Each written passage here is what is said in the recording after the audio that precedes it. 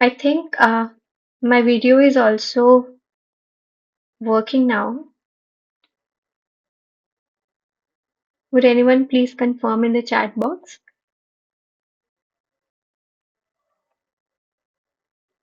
Okay, Daksh. Thank you.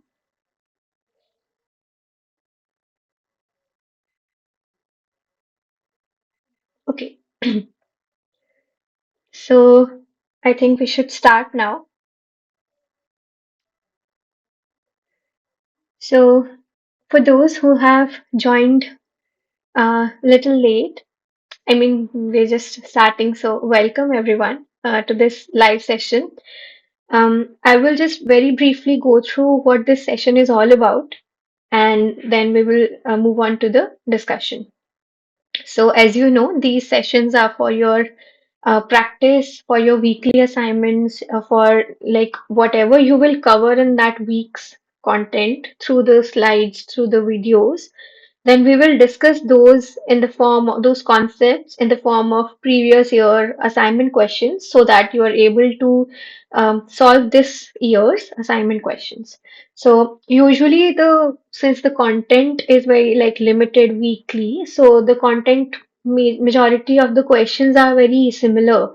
So if you uh, really pay attention to these questions and we are able to like discuss these and solve these, so you will definitely be able to solve the current assignments.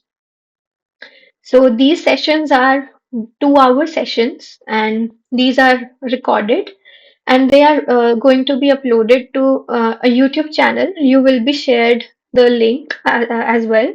So they are available later as well. If you want to refer to these videos again, then they are available on YouTube. Also, the slides will be shared in a common drive folder, so you can also access these slides. So, this is a weekly live session, so the slot remains the same throughout the duration of this course. Uh, for us, this is Tuesdays, every Tuesday, 6 to 8 p.m. So, if you have any doubts, you're free to use the chat box. I would encourage you to be more interactive. And whenever we are solving a question, so I mean, I would recommend that you also try to answer the questions.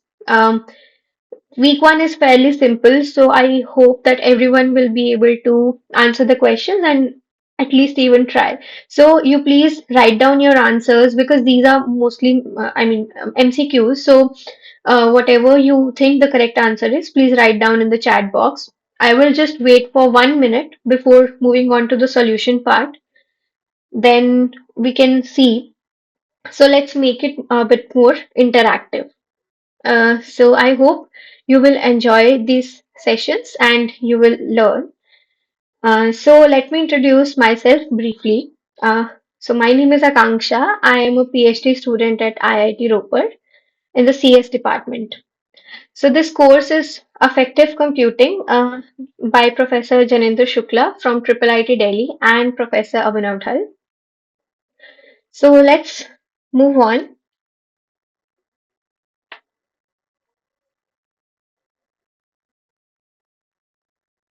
So I will just very briefly go through the uh, this important dates. So I think you must be familiar with these dates. So the course started on 20th January and the end is 11th April. And then the exam dates also you can check out for more details. You should visit this the course website.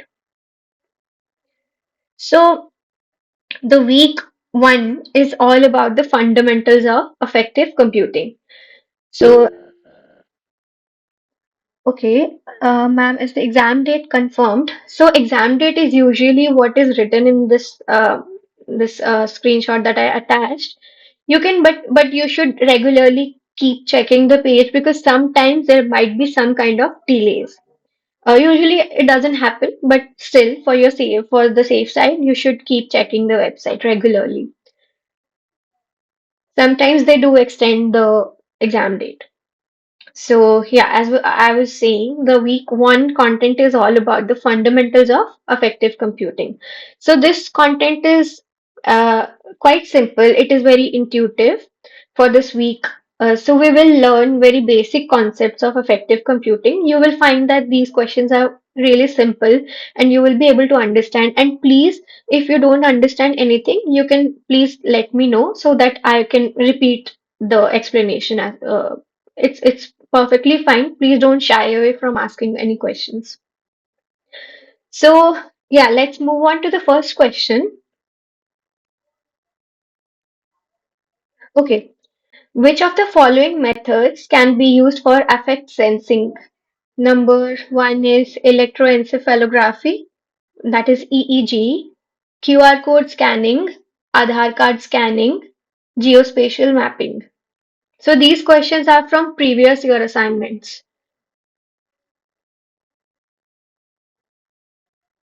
I have covered 2 years back to back, like two iterations. So these questions that you will see, they are from the previous year assignment questions.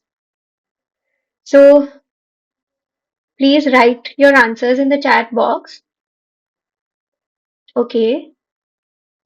A. Daksh is saying A. Megha Varsita Prabhakar is saying EG. So let's wait for 1 minute. A.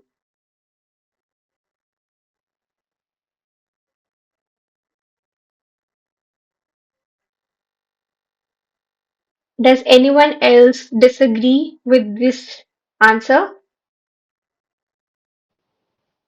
So I assume everyone is saying EEG. Okay. So let's move on. Ankita Rathor, can you please mute your mic? Thank you. Okay, let's discuss this very briefly. So, what EEG is? EEG is a technique to measure the electrical activity in the brain using electrodes placed on the scalp. So if you must have seen that sometimes like it is shown that a person is wearing a cap like structure with a number of electrodes here and there are on the specific spots, and then they can sense what the person is like thinking or what kind of activation is going on in the brain. So EEG can capture the different brain activity. Uh, Okay, so this is widely used in affective computing because in affective computing, what we want to observe is how the person is feeling, the emotions, the activations, right? So we want to understand the state of what exactly is happening in your brain. So these signals can help you to estimate the kind of emotion that you're feeling, kind of affect that you're experiencing. So, it is widely used in affective computing to understand emotional states by analyzing the patterns in the brain waves. So, there are multiple kinds of brain waves, which is alpha, beta, and theta waves. So, we will discuss more about these in the later week content. So, for example, EEG signals have been used to detect the stress or excitement or relaxation by we can just interpret the signals and then we can relate them to the emotions experienced. So, the next, of course, we know that QR code is not really related to what emotion. It doesn't even contribute to emotional sensing or in any sorts. So, it just involves using a camera or scanner to read some encoded information. So, this is mostly used for identification, authentication, accessing digital content. Aadhaar card, it is an identity proof. It has nothing to do with the emotional states or how to sense what a person is feeling. Okay. Now the geospatial mapping, somehow some factors might impact your affective state. For example, you live in a certain region where For example, something bad is happening or recently happened, so your state of mind might be a bit off, but that does not mean that we can, I mean, it is not a direct indicator of how you are feeling right now. Okay, so this is a complementary information, but you cannot say that it is used for affect sensing. So, yeah, the correct answer is EEG. So, let's see, like I mentioned, I'll zoom in. You can see these kind of wearables or the sensors are वो used. मेरा आवाज Uh, kindly mute. Okay, so these kind of sensors are used for capturing different kind of information. For example, here the placement is also very strategic. It's not randomized. So different regions of the brain, how they're activated, so we can use these sensors. Now there are more of compact sensors, you can say, which are being used. Like this one just uses. This is not that intrusive to say. Okay, so this is EEG. It is a neuroimaging technique that measures the electrical activity of the brain. It involves placing electrodes on the scalp to detect and record the electrical signals generated by the neurons in the brain. Now, the applications are to study cognitive processes. For example, in affect, we also deal with something related to cognitive, which means, for example, if you're solving a maths question, it needs more attention from your side, you will feel burdened to solve for. And on the other hand, if you're listening to music, then the cognitive load might be less because you're not that stressed, you're not that burdened with the task. So cognitive processes, of course, uh, we can observe, and then we can detect and classify different emotional states. For example, if the person is feeling excited, happy, sad, or very relaxed, so that kind of analysis we can do. So correct answer is EEG. Okay, let's move on. Yes, this presentation will be shared. This video will also be available later on YouTube. The whole session is being recorded. Okay, so the second question is, affective computing integrates concepts from computer science, signal processing, machine learning, psychology to study emotional representation. True or false? Just quickly write your answers in the chat box.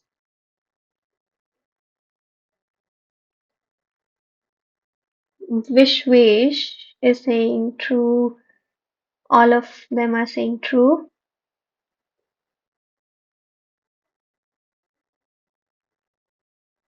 Okay.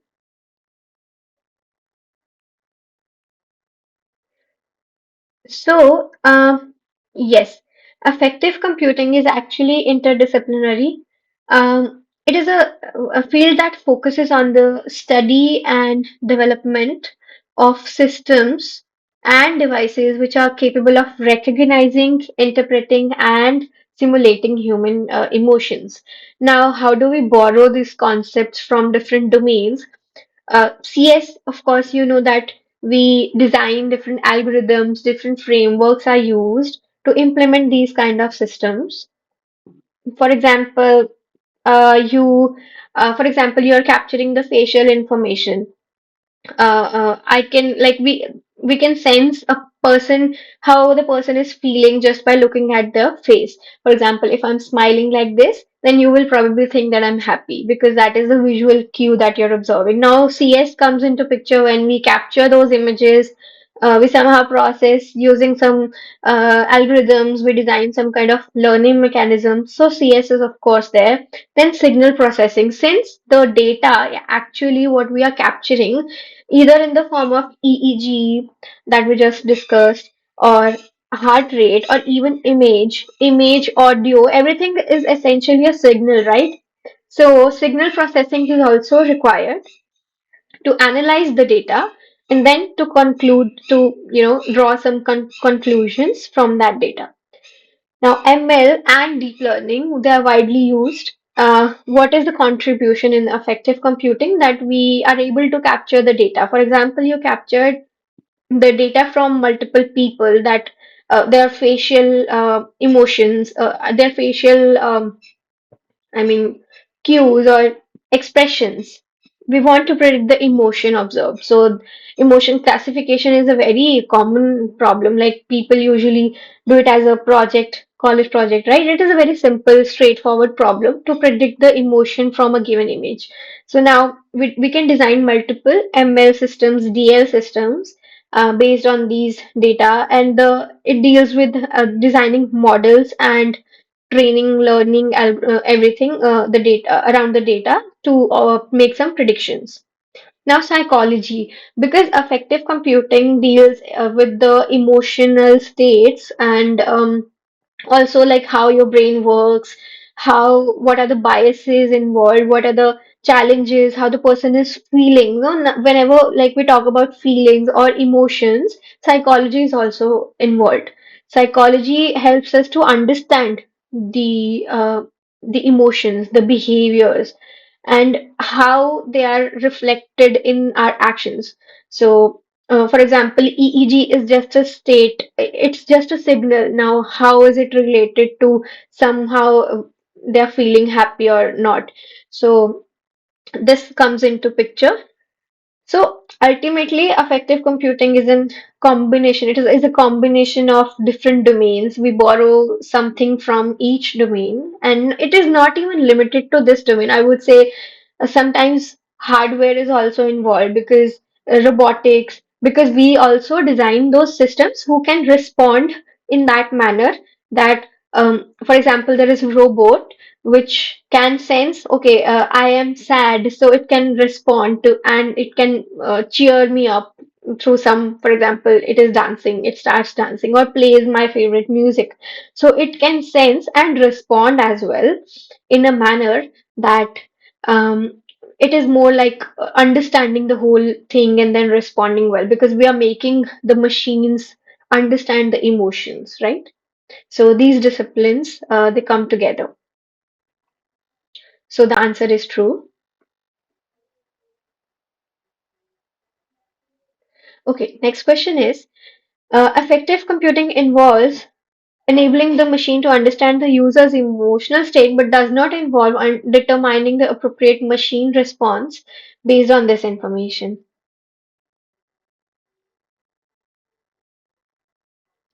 Please write your answers quickly.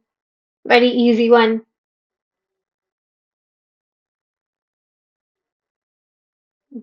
B.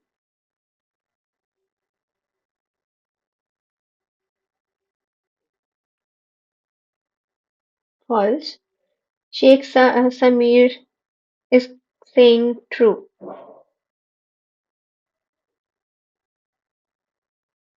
Anshika false. Okay. We just discussed that, for example, there is a robot. What is the purpose of affective computing is to make machines understand the emotions, what humans are feeling, what um, make them emotionally intelligent, right? So what if they're able to interpret? For example, there is a robot, and if I'm sad, it detects that I'm sad. But what next? What is the purpose of this detection? What will be the use of this detection if it is unable to respond in that way? If it is giving the straightforward same response in every situation, then what is exactly the purpose of emotional detection or emotional intelligence? So definitely we want the robots or the interfaces to respond in a way as well that they respond smartly to whatever prompts they get or whatever they sense, and they make some decisions based on that information to make the, for example, there is a robot which is specially designed for elder care.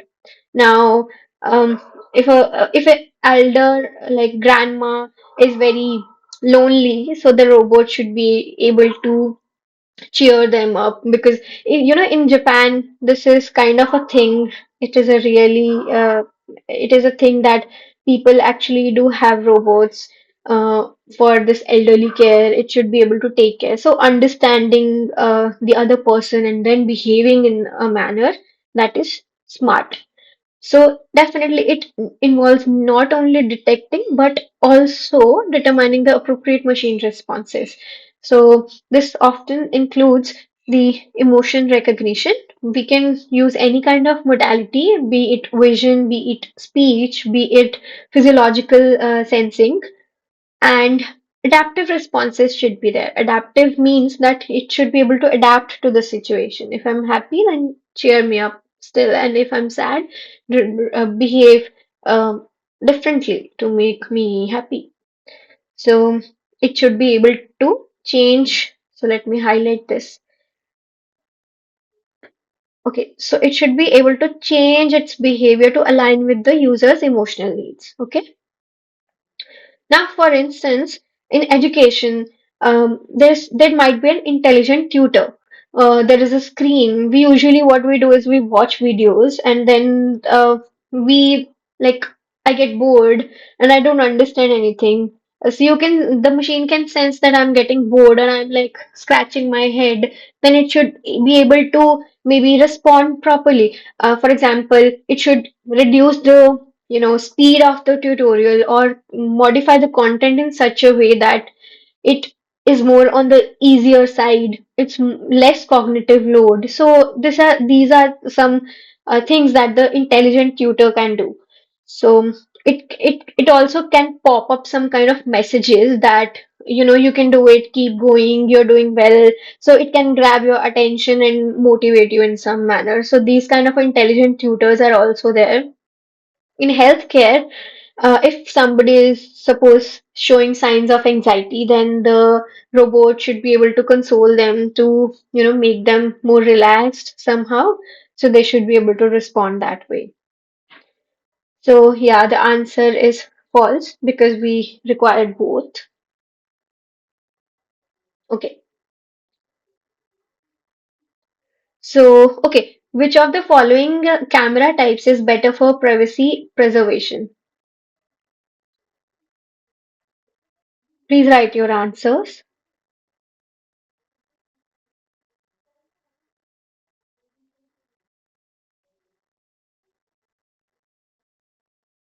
D, thermal.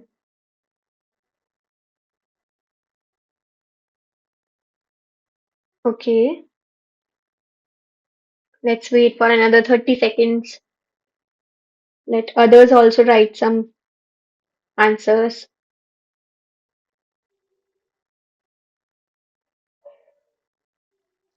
So you will see that affective computing is more of a on the theoretical side. Okay, there are no uh, numericals or that sort. So it's very intuitive in the sense that some questions will feel like common sense, but then we need to understand the basics so that we take care of each and every aspect while designing an effective, intelligent system. Okay,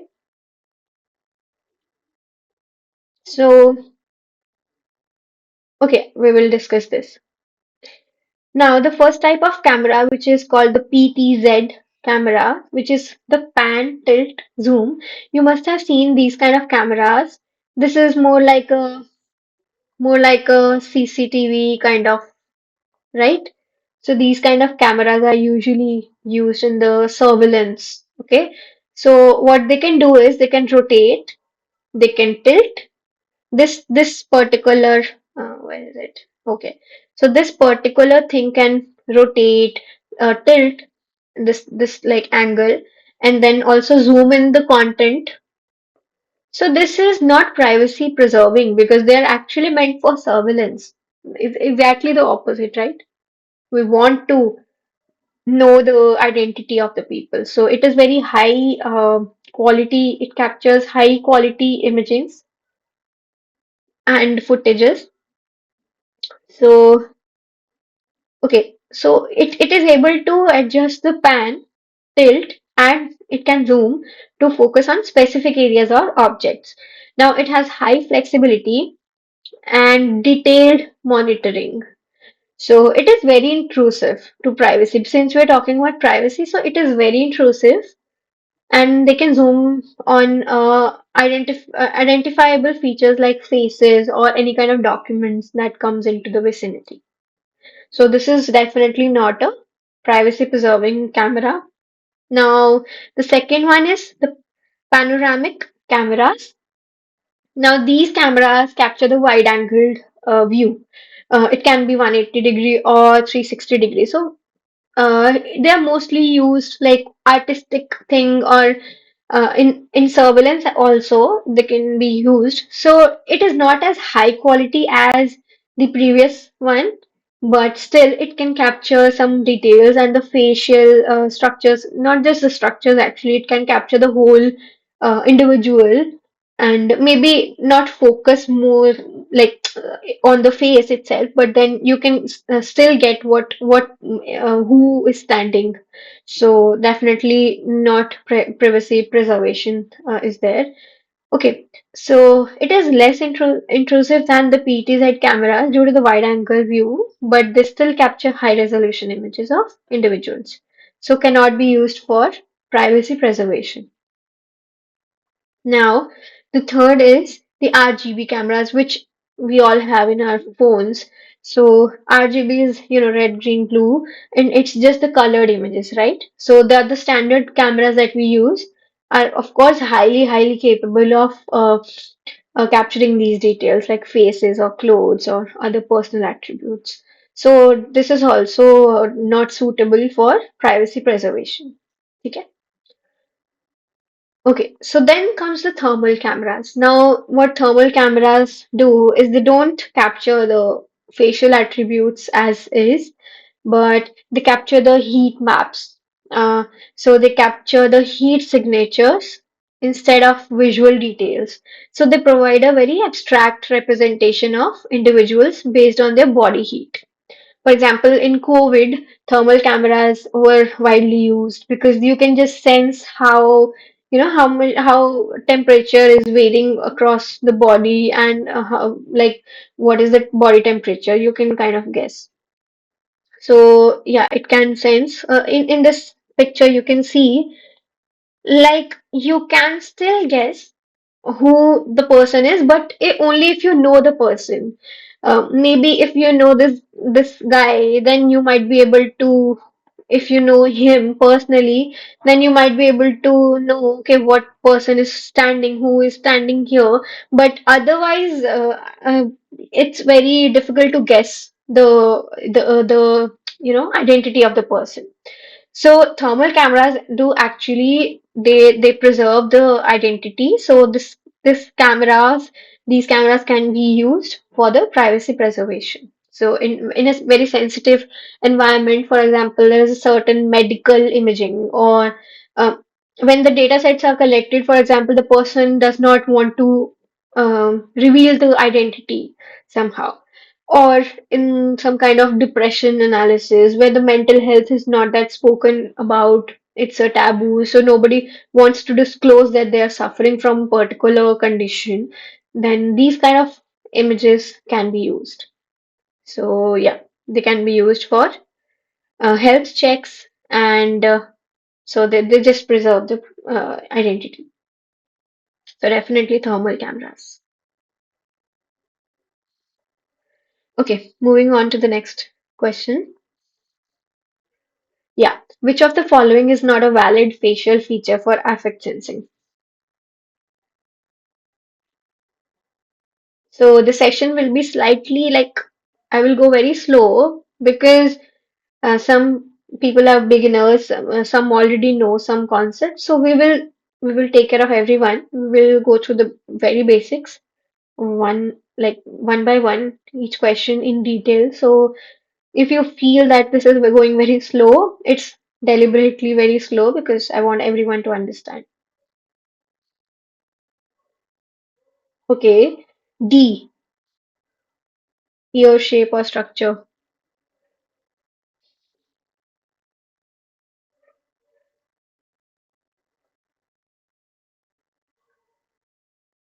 I want more people to answer, participate.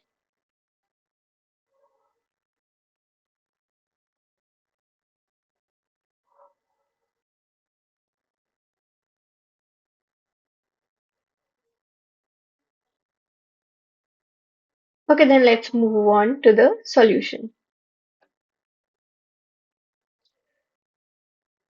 Now, let's look at the facial features for affect sensing. Um, First is eye movement and gaze. What exactly eye movement and gaze is, where you are looking at currently, so that is the gaze. Now, they are very critical facial features for affect sensing. For example, if I'm actually interested in this lecture, then you will look at the screen, right? But if you're not interested, then you might be looking here, left, right, just not at the screen. You're very disinterested. You don't want to talk to someone. You just look away, right? So we can sense that the person is not interested. You can also sense the attention, the involvement of the other person. So definitely a signal that what kind of state the person is in. Now they can provide insights into person's attention, interest, and emotional state. For example, if you are very nervous, right, then you might look down while talking to someone, and not look directly on to them. But if you are very confident or if you're very relaxed or happy, then it's quite possible that you will talk to someone while looking directly, like making eye contact or so. So these are factors which help us to guess the affective state or the emotional state of the person. So if, for example, you can see like averted gaze can indicate discomfort, while sustained gaze can signal focus or interest. So averted means diverted, like somewhere else you're looking, not on the subject. In this picture, you can see like this might seem a bit, this is like very disinterested, not interested in whatever you're saying. And this might also indicate some kind of like strong emotion. This is like anger, right? This is strong. And this is these two are like different slightly because you can differentiate the person is faking fake smile or so there are multiple observations that you can make. Okay, now comes the mouth and lip movements. Of course, when we look at someone and we observe their mouth and lip movements. For example, when I'm happy, I might smile. So my lips, the corners are slightly raised up, and while I'm angry, then my forehead might have some kind of other, characteristics. And my forehead will be more relaxed when I'm more relaxed. If I'm uh, like I'm angry, then you can see these kind of characteristics. Eyebrows might be raised and narrowing of the lips. So these kind of facial features we can observe while observing different emotions. That is how we usually interpret the emotions, right? When we look at the other people and when we see that the other person is giving us some kind of expressions to whatever happened or some stimulus, then we can say that, okay, the person is happy or sad or surprised. Why are you so surprised? Because we can sense that the person is surprised, right? Now, the other thing is skin color changes. Now, this is slightly like not very popular, I would say, this thing that we must have heard that whenever we are very embarrassed or something, we get pale, like, and whenever we are very happy or excited or we are uh, angry, then our face turns red. We must have heard these phrases, right? Your face is turning red. You're so angry. So, what does that actually happen? So, it is a like this paper, this paper that I've this paper, you can refer to it later. This paper studied the actual skin color, how it changes, how it varies when the different emotions are uh, observed. So in this image, you can see that this girl, this subject, when they are like neutral or so, then the skin, like the skin, these are some kind of metrics that they've used to measure the skin color. So yeah, this is varying, and whenever the emotion is changing over the duration of this time, then you can see here the values are much more like very different from what they started with. Same is the case with other three, left cheek, right cheek. So that is also an indicator of what kind of emotion you're experiencing right now. So yeah, changes in skin color such as redness or being pale can be associated with emotions like embarrassment, anger, or fear. These changes can be detected through techniques like facial thermography or color analysis. Okay, so now comes the ear shape or structure. While this ear shape or structure can be used for some kind of identity verification or biometrics, it is not related to affective state. So nothing happens to your ears while you're experiencing different emotions. So this is it. And it doesn't change. It might be used for identification or biometrics. So no role in affective states. Okay, let's move on. Okay, analyzing through a large number of attributes increases confidence in the affect sensing. You may write your answers.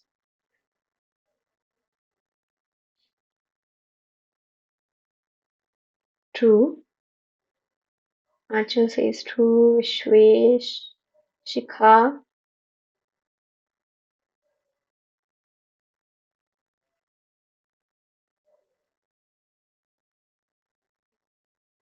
Chandan is saying true.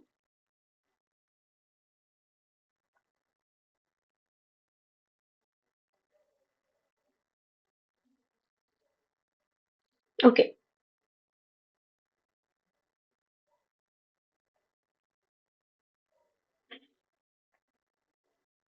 so what can we do with different modalities? Should we combine different modalities while okay, Megha Vasita Prabhakar.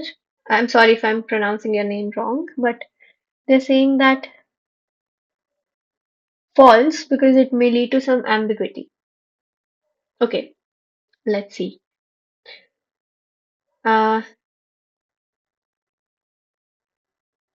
Using a large number of attributes, for example, if we want to sense something, whether a person is feeling happy or not, right? So if a person is smiling, if you capture the image of a person smiling, you will definitely, if you're just using the image, then you will say that the person is happy because they're smiling.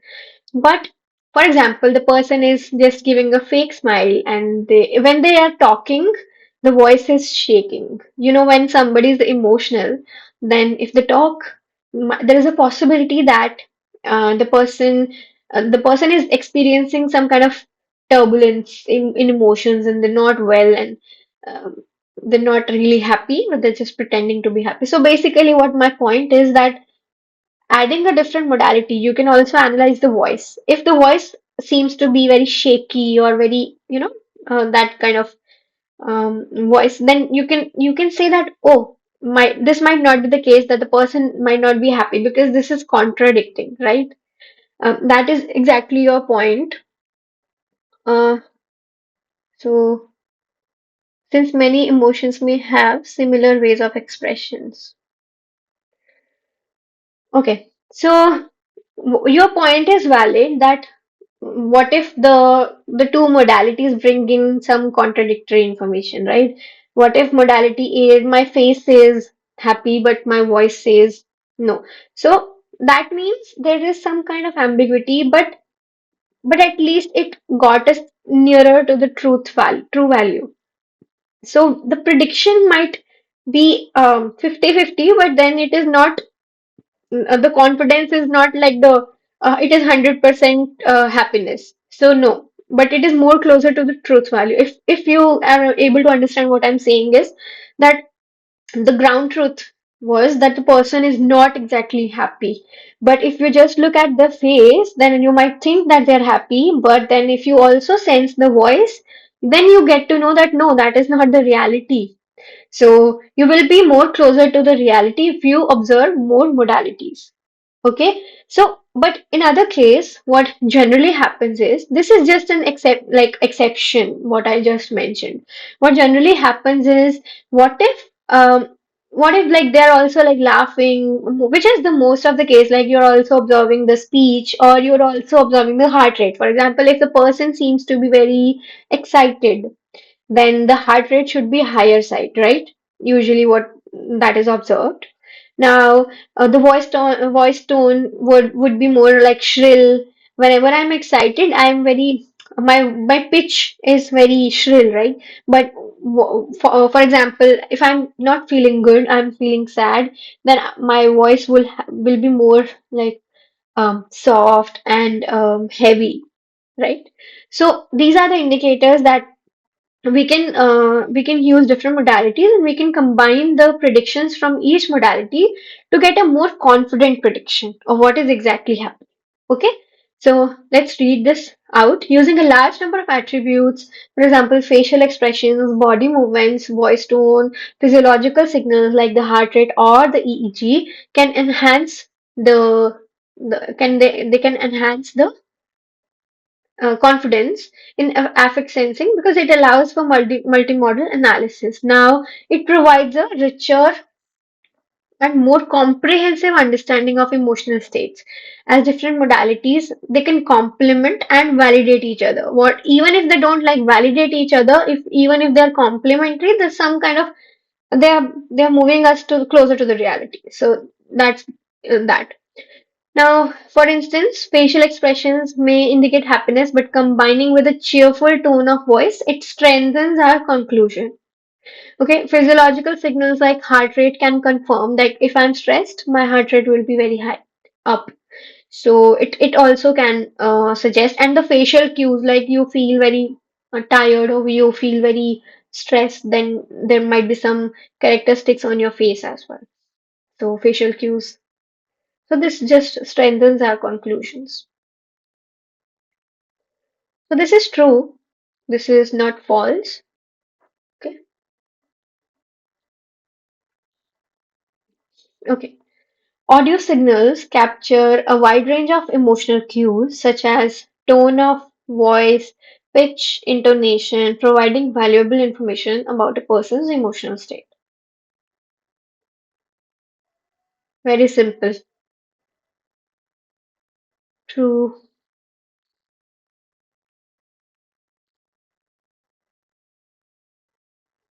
Okay. So, whenever we talk about audios, the speech, whatever we are saying, it is very valuable. It provides us very valuable cues to understand how I'm feeling right now. If I'm feeling happy, then my tone will be very, you know, excited. You can sense that, oh, she's very excited about some new shopping, my new clothes I bought, and I will be very happy. I will tell people about, like, what I bought. But then, what if I'm not feeling good? Like, I couldn't score a good grade in my exams. So, I'm talking to my friend and I will say, I am not feeling, my grade is not good. So now the pitch or the depth in the voice becomes more, my voice becomes less shrill. So these kind of cues are widely used. Even this is a separate topic in the audio analysis domain when we actually use this audio signal as a cue, or we apply like classifications. We have so many data sets for this problem, speech emotion classification. So this is actually a widely researched area. Now, what kind of attributes can help us is the tone of the voice. For example, emotions such as anger, happiness, or sadness. A higher pitch may indicate excitement or joy, while a flat tone would signal the like sadness. Okay, the pitch is it helps in identifying stress or enthusiasm. A rising pitch often denotes excitement or questioning, while a falling pitch indicates calmness or certainty. Now, intonation is something that um, like there is a style of how everyone speaks, right? So my I have a I have a different style of saying the words. Now every person has a different style, so it also like helps us. It also provides context and meaning to the spoken words by highlighting emotions such as sarcasm, surprise, or empathy. For example, if I'm saying something like this, oh, you really want to go there. So if I'm emphasizing on some kind of word, so it can also help us to detect whether it is sarcastic or not. So if I'm saying something which is, I'm literally the words are different, but my tone is different, then you can also sense that there is something like mismatch between the language and the tone, but then definitely you can sense that this might be a uh, sarcastic thing. So, yeah, emotional analysis of audio signals is a critical component in effective computing, and it enables emotion-aware virtual assistants, call center monitoring, and therapy tools. Now, example is a virtual assistant, right? If you say, "Hey Siri, like do this," so if the virtual assistants are also made more intelligent, in the sense they are able to understand why. For example, I talk to Alexa, so I usually say, Alexa, play my favorite music. So it will start playing. But what if you have a companion? What if you have Alexa, which can also understand, oh, you don't sound fine today. What happened? So it feels more like more human to understand, like somebody is actually trying to listen to you. So this can also be useful in, maybe not exactly in the case of Alexa, but it can be definitely very, very important in the case of some automated therapy tools, or in like mental health disorders, or treating those detection and treatment. So this is definitely a very important application. So yeah.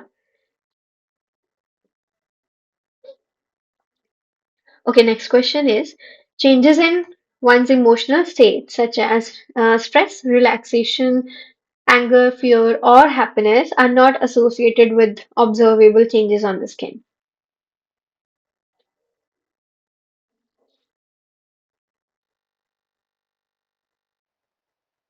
Please write the answers.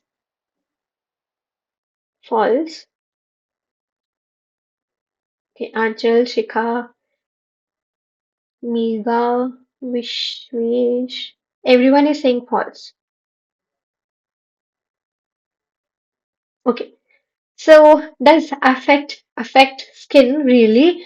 The answer is yes, because we definitely observe some changes on the skin whenever we are feeling, many people, if they are feeling very, they're anxious, then they have sweaty palms, उनको हाथ में पसीना आने लग जाता है, because our skin behaves differently when we are activated differently. Um, when I'm nervous, I might be having sweaty palms, or if I, and this is not just like, as we, sorry, as we already discussed, our skin color can also change.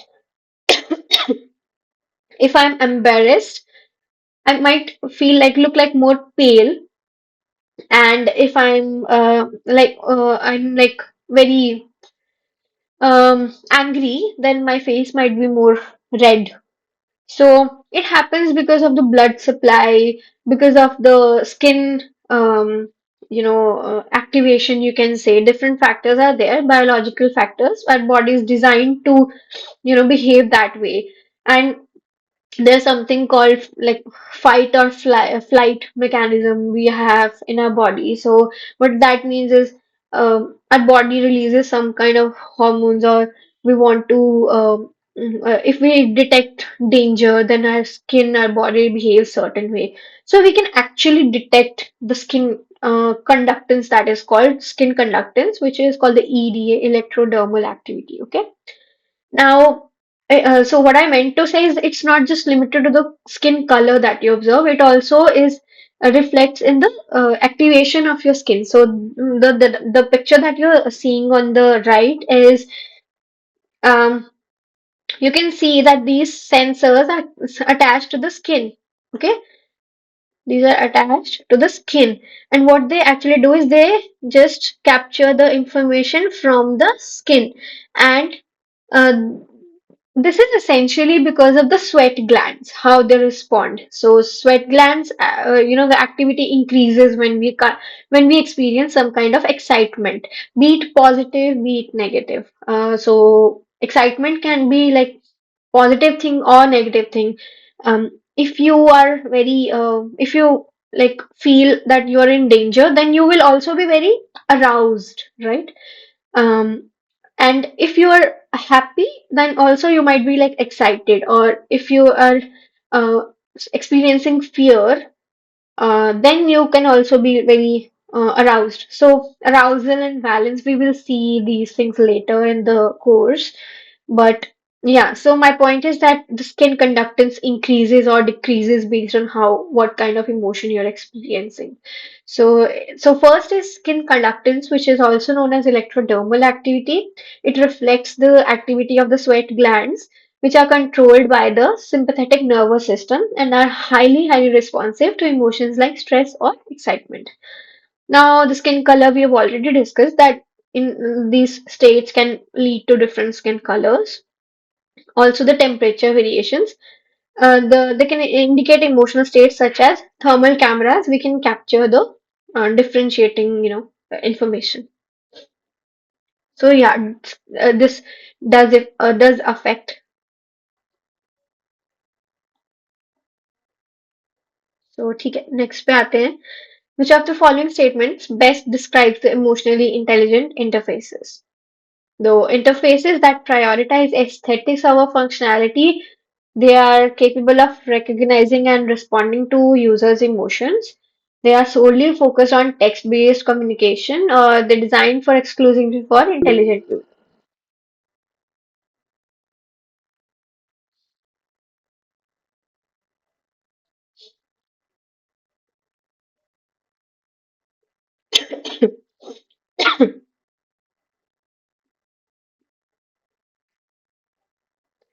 Okay, so everyone is saying B. Okay, let's talk briefly about this. What exactly is interface? What do you mean by interface? So emotionally intelligent, we understand, right? Which is able to respond in that way.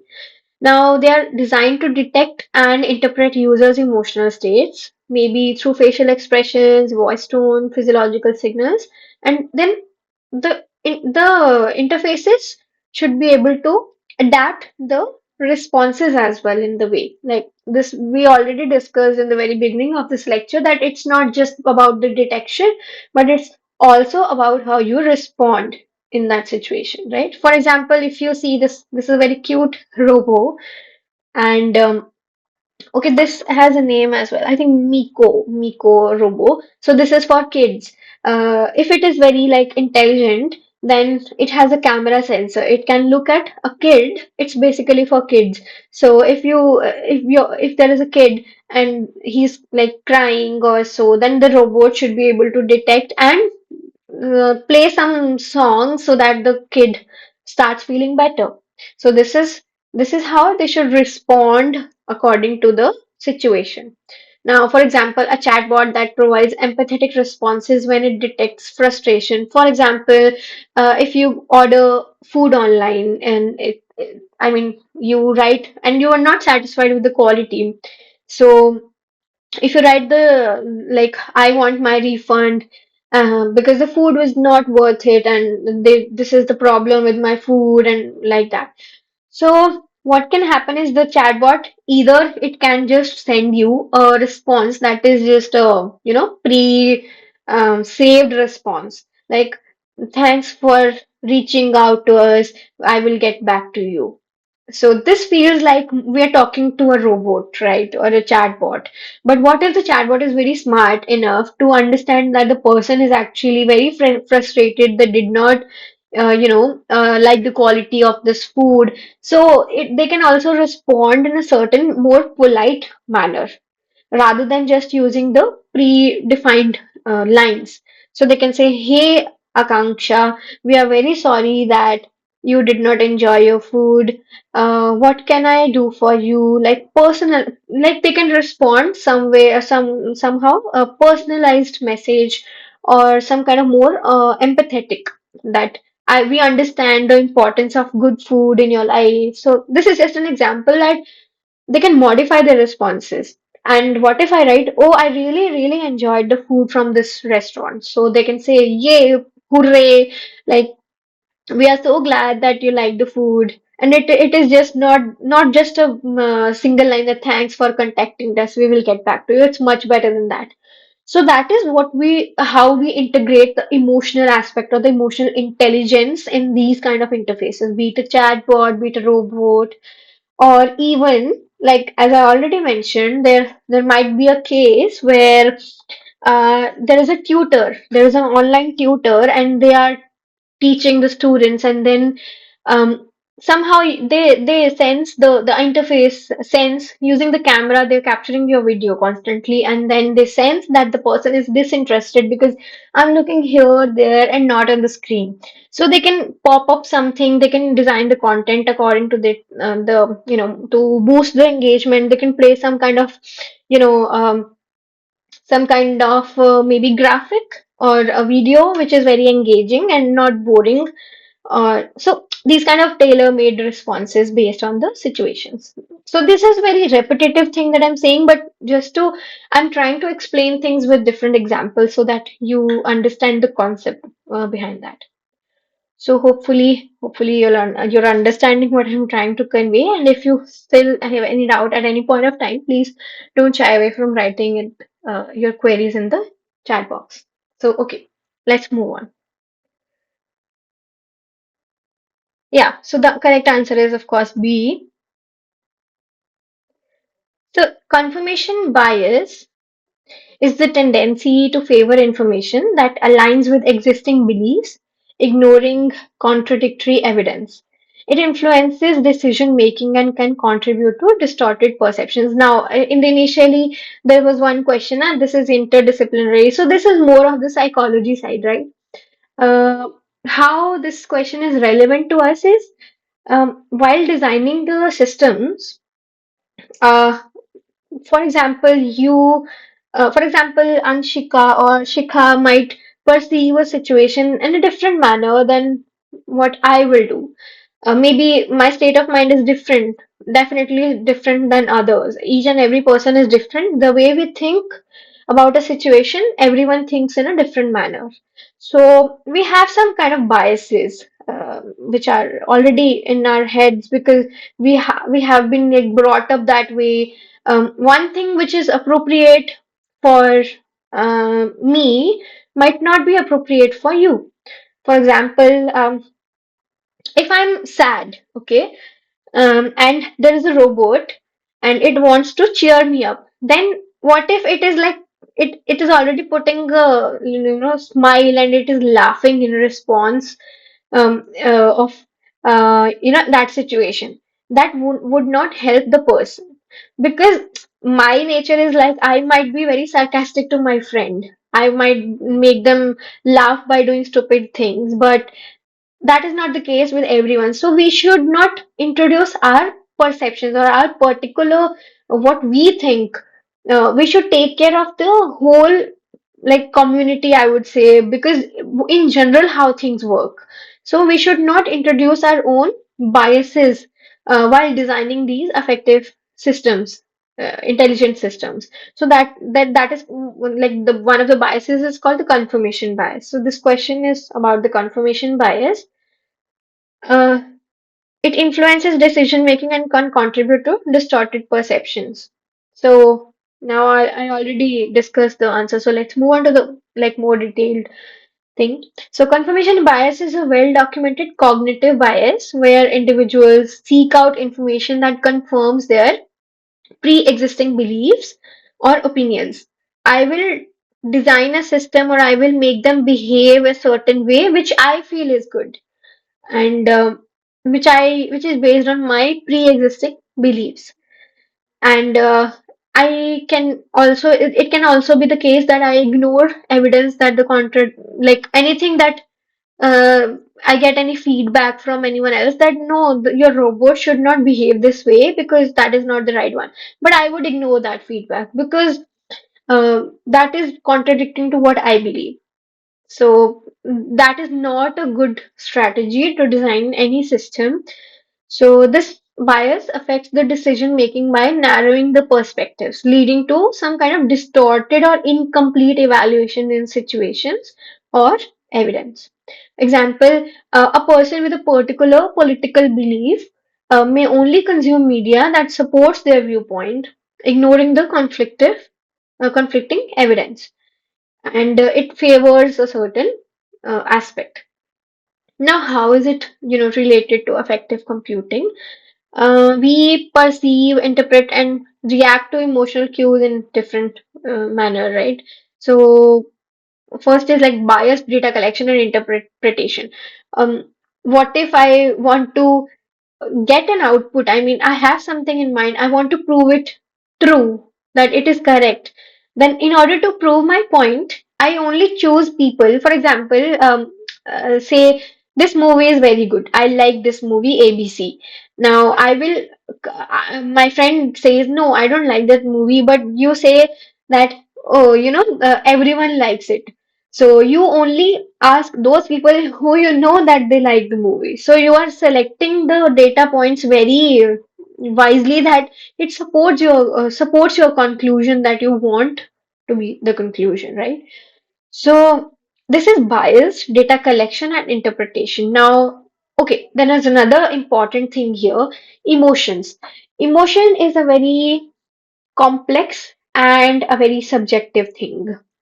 What you can say, like what is happiness for you might be excitement for someone else. What is sadness for you might be like someone might say that this is the person looks more relaxed, he's not sad, but you might think that the person is sad. So it is a very subjective thing. It's not very like properly defined what emotion is.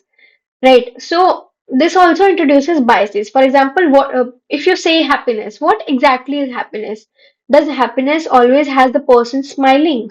No. I am currently I might be happy and I might not be smiling, right? So that is also happiness. But someone has designed a system to detect happiness only when the person is smiling. That is a biased system. That is not the correct approach. So that is where this bias comes into picture. Also, the cultural variations can also be there. What is appropriate in India might not be appropriate in the US, and vice versa. What is um, people think like we usually do this, right? There's a lot of stereotype as well. Like Indians do this head nod. So maybe what we interpret this head nod is okay, like we do this, but in the US or any other part of the world, they don't understand what is exactly this. So if we design a system, if there's a system which is designed in the US, it won't be able to understand what exactly this gesture means here.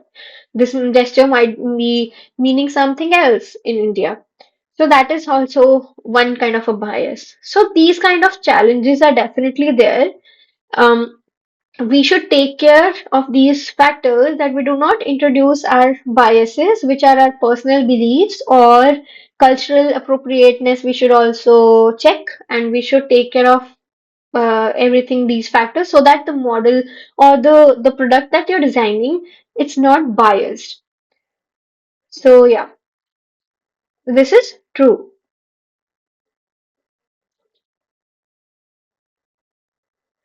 Okay, next question is, which of the following is not a legitimate physiological affect sensing method?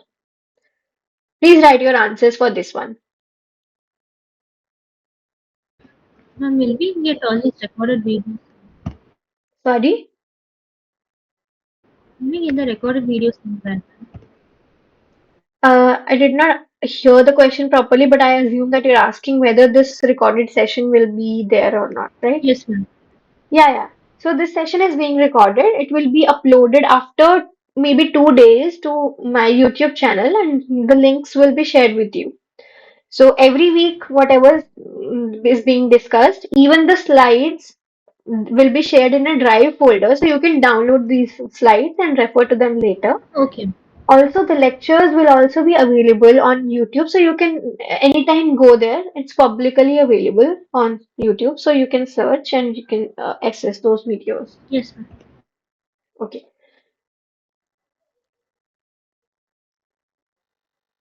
Which of the following is not a legitimate physiological affect sensing method?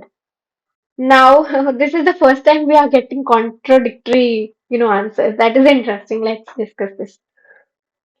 Okay, Chandan is saying A, Anchal is saying C, Shikha is saying B, and Vishal is saying D. So all the options.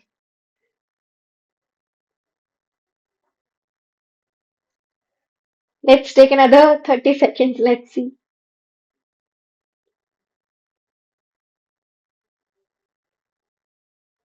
Vishwesh is saying D.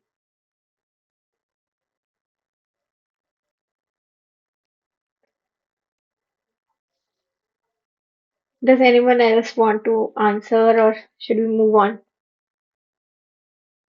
Okay, let's move on. This is going to be interesting.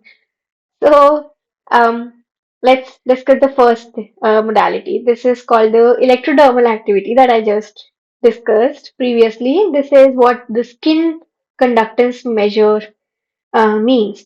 So, we have some electrodes, and this can be worn on your fingers, and this senses the skin conductance. Skin conductance means like you can sense the sweat activity is increased whenever you feel aroused, and it is decreased when you are more relaxed. Okay, so this is also called galvanic skin response. It measures the electrical conductance of the skin using electrodes on the skin surface, typically on the fingers or the palm. So this is this is like physiological phenomenon primarily influenced by the activity of sweat glands in the skin, which are controlled by the sympathetic nervous system. As I already mentioned, the sympathetic nervous system, what it does is, whenever you are feeling very nervous, you might have experienced sweaty palms. That means there is very, you're aroused. Um, that is a negative arousal, but still it is an arousal state. You will feel increased sweat production, and then you can sense your palms are very sweaty when you're nervous. This is caused by the sympathetic nervous system. We have a sympathetic nervous system which controls how our body responds to different situations. Now, this is responsible for the body's flight or fight response. So, during the moments of stress, excitement, or arousal, now, emotional arousal or stress, as I already mentioned, it leads to increase in the sweat gland activity, which further leads to the higher skin conductance. So, if we measure the skin conductance, we can say that the person is aroused. So, yeah, that is an indicator. So, this is a legitimate modality. Now comes the electroencephalography, which is called the EEG. Okay, it took me a lot of time to say that right. So electroencephalography. Now, it is a neuroimaging technique that I already showed you the same. That was the same slide I used in the previous question.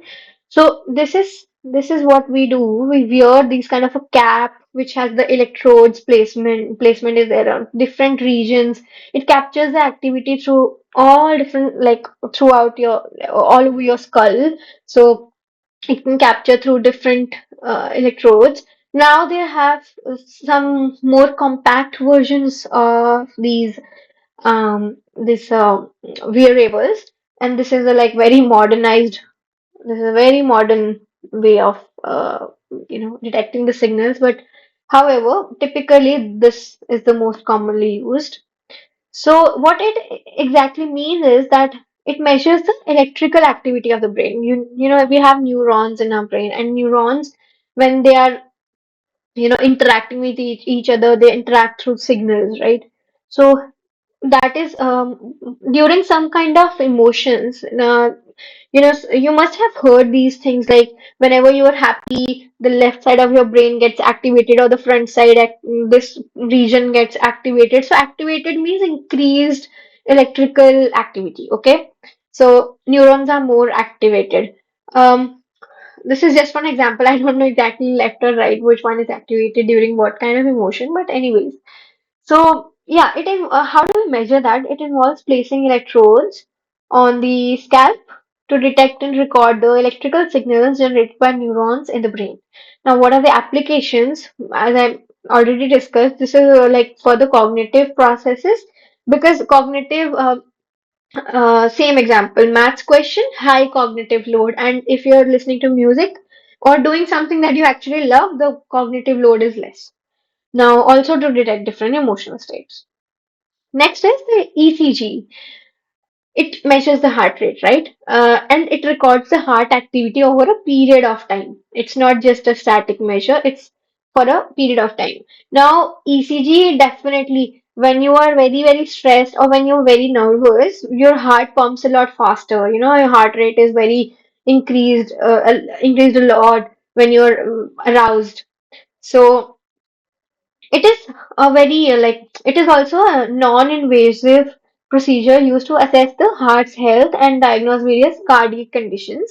Also, they can be used for this is called electrocardiogram (ECG), and it provides information about heart's rhythm, rate, and electrical conduction. Okay, and ECG signals can be analyzed to detect changes in the heart rate variability and other cardiac parameters associated with stress and emotional arousal. Now, HRV is a very important metric or measure that is used because as I mentioned, it records over a period of time. So what happens is that we have a kind of a pattern when we talk about the heart beating. There is some kind of a pattern, and if the variability is high or low, so we can say this is aroused or relaxed. So high arousal, low arousal. So we can classify these kind of emotions. So ECG is definitely, you can see that for ECG also they place electrodes on the body, chest area, and you can see the signals are see these kind of signals you have, and then the signals values can be analyzed and then associated with the arousal state. So definitely this is also useful. Then comes the electroretinogram. Now, definitely you would have guessed that this is related to eye. So it measures the electrical activity of the retina in response to light stimulation. It's not something related to your emotional states. It provides information about the function of the retinal cells, particularly the rods and cones, photoreceptor cells, how they respond to a given light. Now, it is mostly used in the eye by eye doctors and to diagnose various retinal disorders. It is not directly associated with measuring emotional or affective states. So this is how this is done. This is just an example. You can see the retina mapping or sort of this is happening here. Okay, so the correct answer is D. So now these questions, starting from question number 11, this is from the um, last to last this assignments. So 23 iteration. These are from the previous year questions only. These are from the previous to previous iteration. So okay, participatory design lends itself to user-centered design innovation. Now these are very interesting questions, and these are more, I would say, a bit tricky questions. So you should pay attention and learn these concepts. So Please try to guess the answer. True. Have you heard the term participatory design?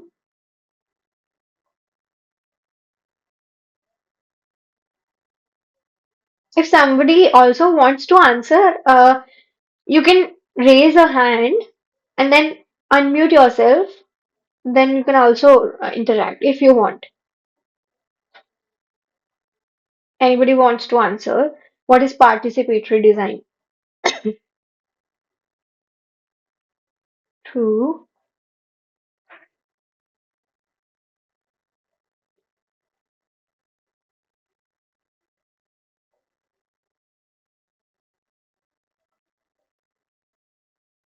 Okay. Chandan is saying true. So let's talk about the participatory design thing. It is also known as co-design or cooperative design. Co-design or cooperative design. It is an approach,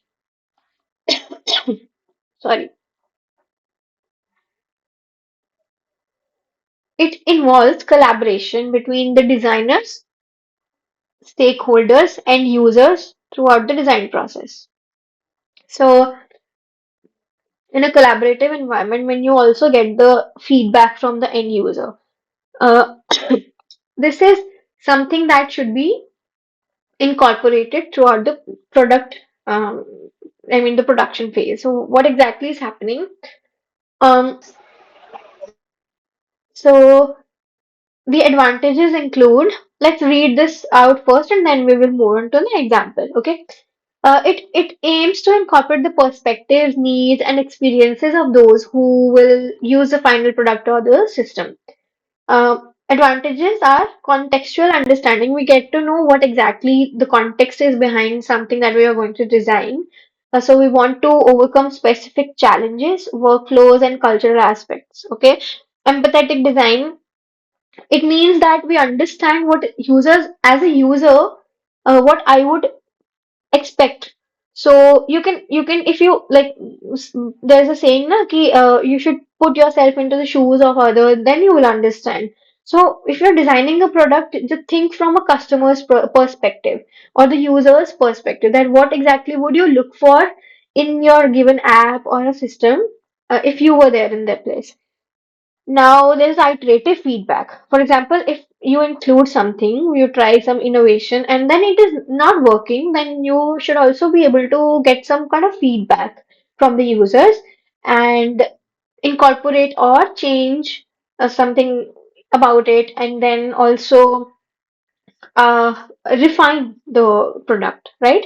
Because there's a continuous feedback from the user's end, so it ultimately it will help you to achieve a uh,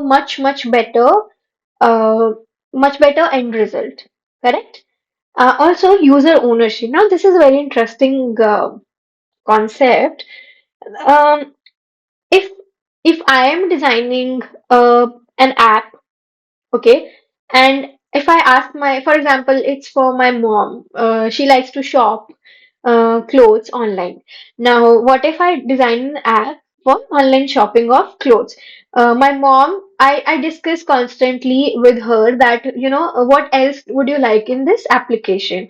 Now, she keeps me telling, okay, I want to have some kind of filters, that some kind of sorting algorithm like low to high, or filter like categories. For example, this is in Myntra already, but I'm just giving you an example. Um, Now, when I design my app, when I take my mom's feedback, she will somehow feel that, oh, this is what like we are designing together. So, and she will also be feeling, she'll also feel like I was a part of the development process. So there is some sense of ownership associated with that. So it gives you like a feeling of a sense of ownership. So you feel involved, you feel respected, and you feel attached to the end product. So this also is a very beneficial thing for the producer, the production thing, because ultimately, if you manage to get the you know attachment from the consumer base, then definitely your product is going to be a hit. So real world relevance is another thing that when you think of something, but sometimes real things do not happen that way. It's all in your imagination, like everything seems perfect, but when you actually use it, it is not that perfect. It has so many errors, so many bugs, so many things that need to be changed. The ease of use is not there. Maybe the concept looks amazing, but then the ease is not there. So that is there. So when you get constant feedback, now there is an example written here, designing an app for the elderly people. Suppose I want to design an app for my dadi and my grandma, and she doesn't know how to use a phone. Now, I really do not want to put a lot of information in there. Firstly, I will say, okay, grandma, what else should I include? What else do you want? For example, there should be a red button for the torch, for the flashlight, because she might need it sometime. So it should be easily accessible, right? It should be a big red button on your screen so that it knows there should be some kind of an emergency button. So it shouldn't be the case that she needs help and then she keeps looking for the emergency button. So the ease of use, and I will take feedback from her and then integrate in my product design. That is how the participatory design works.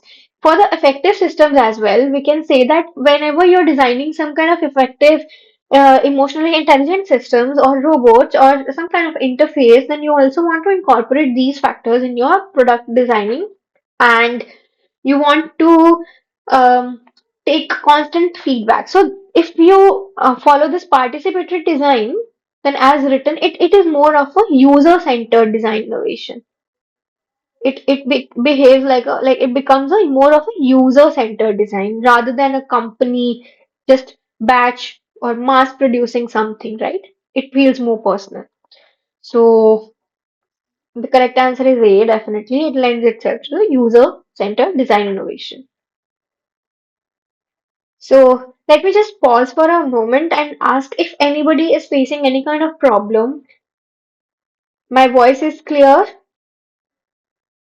and are you able to understand what I'm saying?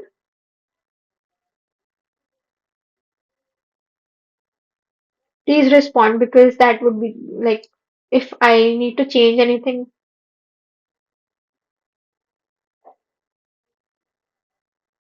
is everything fine? Then we move on to the next question.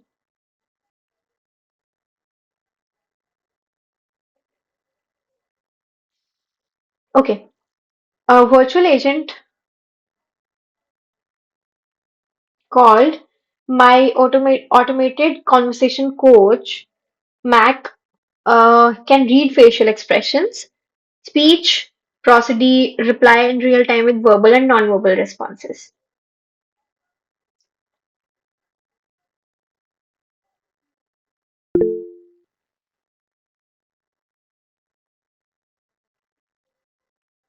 So this is a more of a factual question. I mean, is this true or not? So this is actually true because we have this math, and this was developed by Ehsan Haq and his team at MIT Media Lab.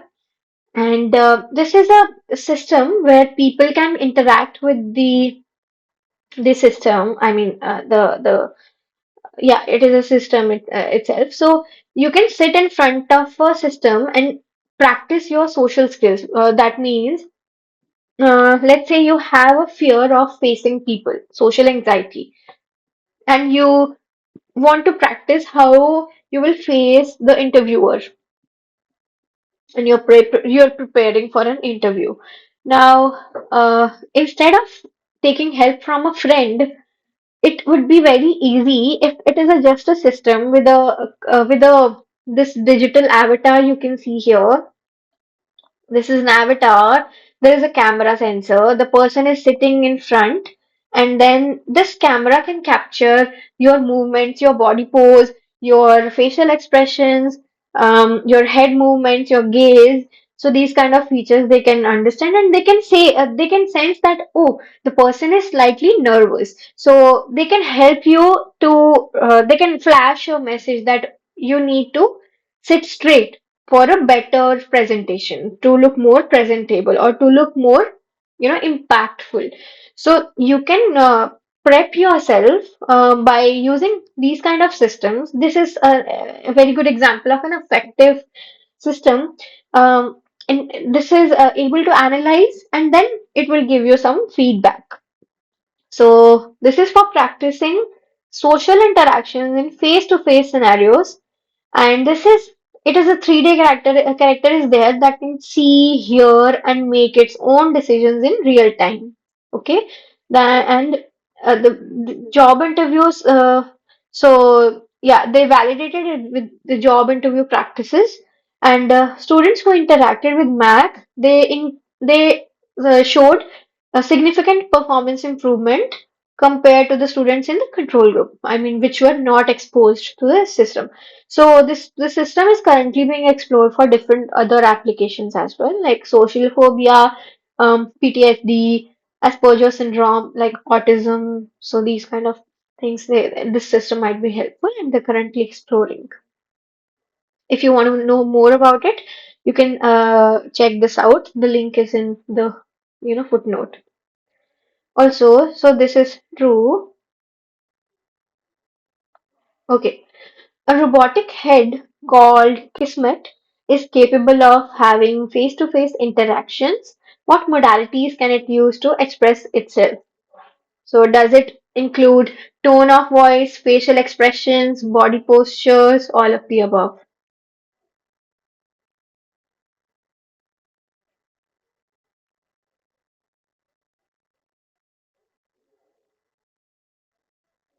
D.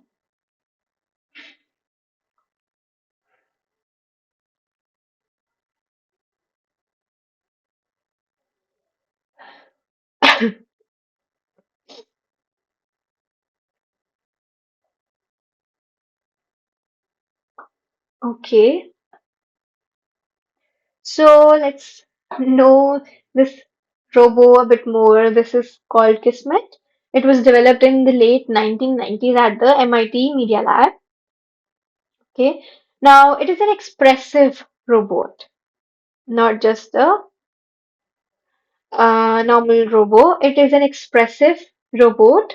It has perceptual and motor modalities. Now, perceptual means it can sense what the other person is feeling, or whatever it is designed for. And the motor means it can move its face here and there. Even the eye movements can also be, it's very interesting if you really visit the page, and there are some videos and pictures. You can actually see it interacts with someone, and then it like the eyelids are drooping, and you can see here the lip area, it is smiling, and the ears, the eyes, the eyebrows are also there. So if you look closely, it is designed to in such a way that it can move everything. Like the different components are movable. So ears are now down, lips are different, eyes are also like the eyelids are more down. So it can respond in that manner. It is more of an expressive. Expressive means it can also generate facial expressions and can mimic those expressions. Now, it is tailored to natural human communication channels. Now, equipped with visual, it has the visual, auditory, and this proprioceptive sensory inputs. So basically, it has the motor capabilities, it has the perceptual capabilities. So it can adjust the vocalizations. Vocalization means the lip area, okay? The facial expressions, the eyebrows, everything that we just saw, and the motor capabilities to adjust the gaze direction itself. It can just look straight here, there. So gaze, it's very interesting. And the orientation of the head. So the head can be tilted or straight or here like that. Now, the motor system serves to steer the visual and auditory sensors to the source of the stimulus. For example, if you're in a room and you enter the room from the door is on the supposed right. Now you're entering from that. So the robot, it will do is it will sense that the voice is coming from somewhere in the right, from the right direction. Now it will move its face towards that, even adjust the gaze to make the person, capture the person in the frame.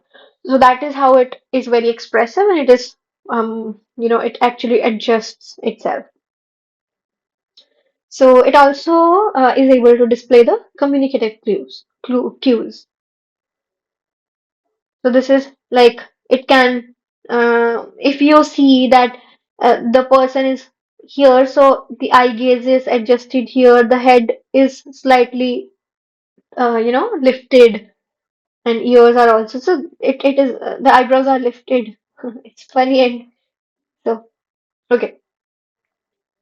So the correct answer is D, because it is able to um, do everything of the listed above. These things are listed above. Okay, next question is, affective sensing refers to a system that can recognize emotion by receiving data through signals, systems, machines, or activities.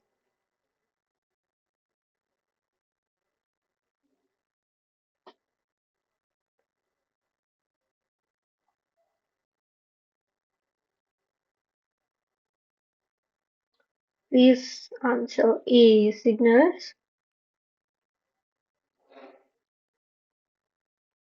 Mm-hmm.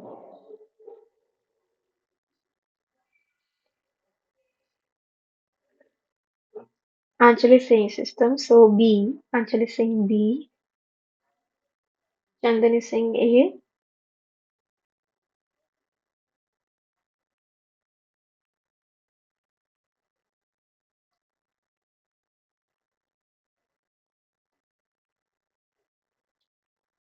Okay, let's discuss this. So, affect sensing, it refers to the technology and the methods to detect, interpret human like emotions or affective states. So this formal definition is taken from Professor Rosalind Picard. It says affect sensing refers to a system that can recognize emotions by receiving some data through signals and patterns. So the correct answer would be signal, but let's dive deep into this thing. So applications like HCI, which is the human computer interaction, healthcare, gaming, or AI, these are some of the applications and the signals. As I mentioned earlier, that everything is kind of a signal. So if you talk about EEG, if you talk about ECG, if you talk about EDA, which is the galvanic or like galvanic skin response, um, images like the visual modality, also the audio, which is the speech data. It is also there. It is also like everything is signal like, okay? So ultimately we are processing, what we are doing is we are processing signals. These are called the physiological signals. This is that. Okay. More of a, this is called uh, physiological signals. This is called like images is also ultimately a signal, and audio are called like audio signals. So ultimately we are dealing with the signals. Okay. For achieving this task, just okay. For achieving this task, the computer would need certain hardware and certain software. The hardware are the sensors. How do we capture these signals are through the sensors. And the software would be the platform for interfacing with the hardware sensors and the software libraries, which are like able to process the data and then predict, make some predictions or learn some information from the data. So that is basically signal is the correct answer.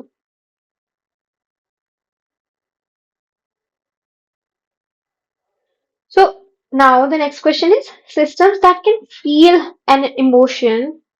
What are those systems called?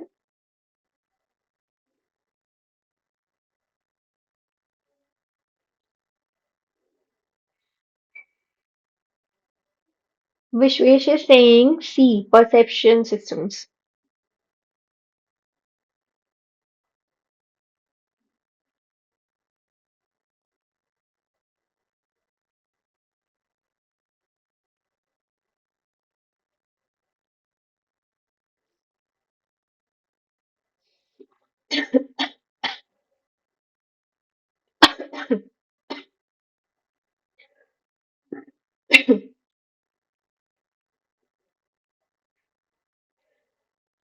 Swastika is saying D, Shikha is saying C, Chandan C. Okay, let's see.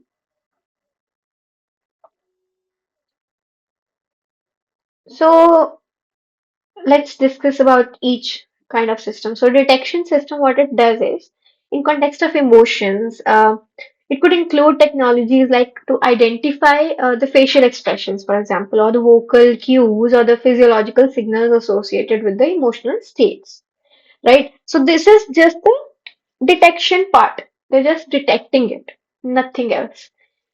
Then comes the expression systems. Expression systems, it can actually generate an expression, right? For example, in Kismet, we saw that there is a mechanical system, mechanical thing, mechanical ears are there. So it can just move those according to whatever response, however the robot wants to respond.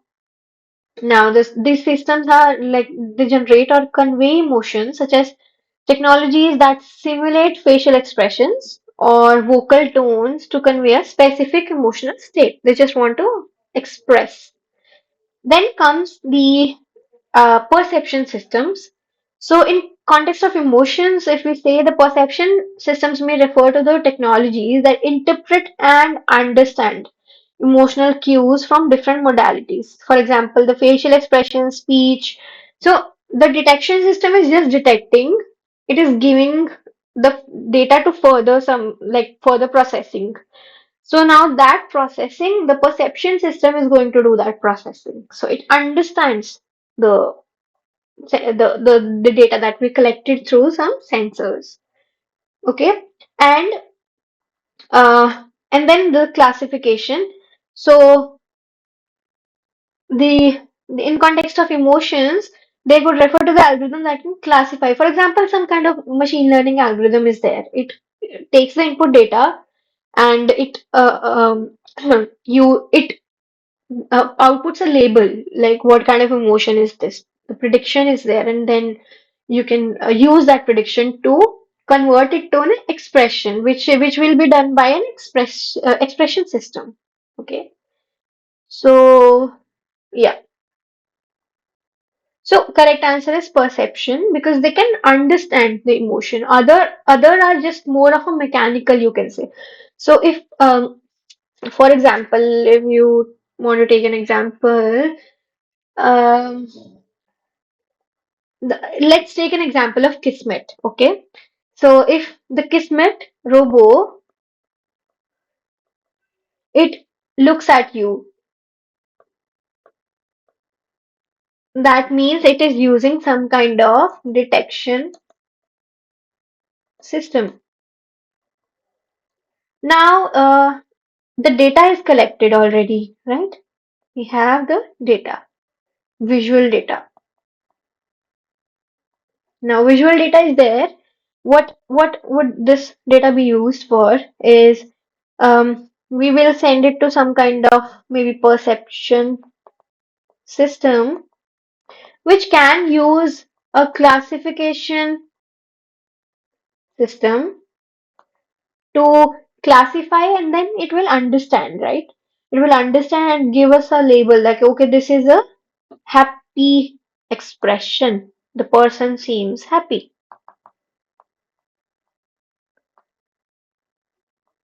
Okay. Now the person seems happy. What else we can do? The robot will respond in that. Now respond accordingly through a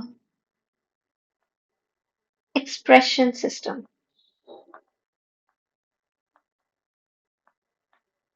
right?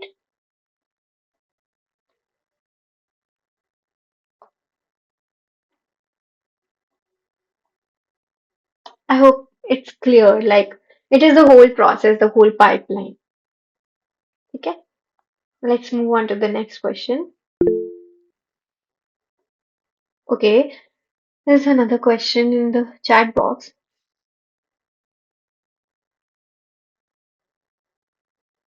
Hmm. I will read the question out. Um, Anchal is saying as the signal helps to understand the emotion, but the signal are read and understood by using some kind of systems which help us to show the different signals. So why not system is the answer? Let me go back to the question number 15. Affect sensing refers to a system that can so affect sensing system itself is a system. If you understand system, what the system means is a collection of certain components, certain small tasks, so which are lined up in a pipeline so that we achieve the end goal. Correct? Now, receiving data is something that we. What is exactly data here? How will you predict that this is the emotion? You will sense that the system is an umbrella term, but it works, takes as input like uh, suppose this is a like affective computing system, and the input is some kind of signal, and the output is understanding the input signal or the interpretation.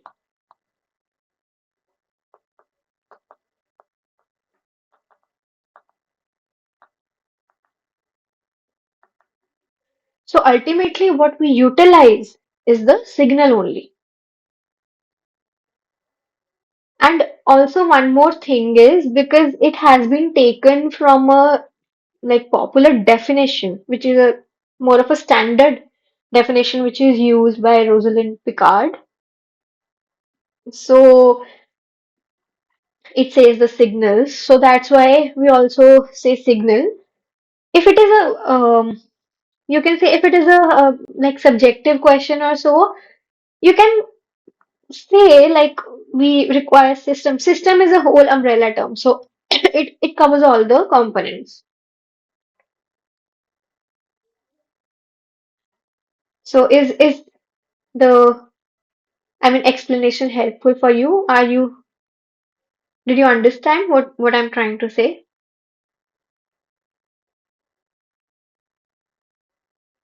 Okay. So let's move on. Ha. Next question is about the fictive approach. It increases. Okay, which are the following is true about the fictive approach? It's very interesting. Now, it increases the direct participation of stakeholders in the design of software. It enables a non-technical person to contribute ideas to the development process. Only A, B, both A and B, neither A or nor B.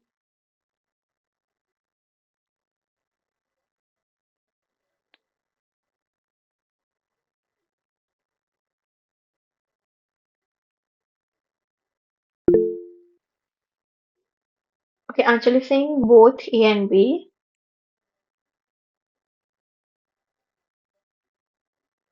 Shikha is saying C, मतलब both A and B.